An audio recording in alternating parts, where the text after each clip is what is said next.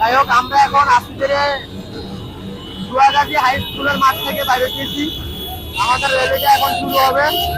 তো আমাদের র্যালিতে যারা অংশগ্রহণ করছে এখানে সবাই আছে গভর্নমেন্ট, প্রত্যেকটা লোক, প্রত্যেকটা বাইরে বাদ ওরা উঠিয়ে টাকা আগে দিয়েছিল।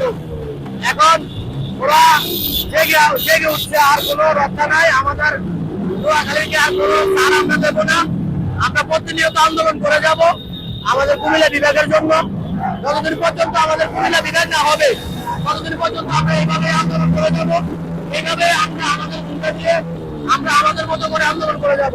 তবে নোয়াখালীর মতো অভদ্র হবে না, আমরা একদম ভদ্রতার সাথে, একদম শৃঙ্খলার সাথে আন্দোলন করবো।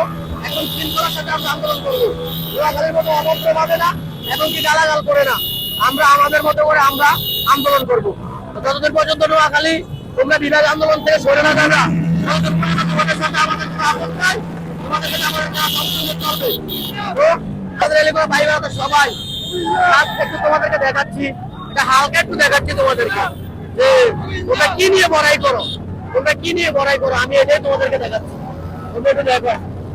আর বড়াই করিও না ভাই, তোমরা এমন সময় আছে উঠিয়ে উঠি যাও, বাড়ি চলে যাও।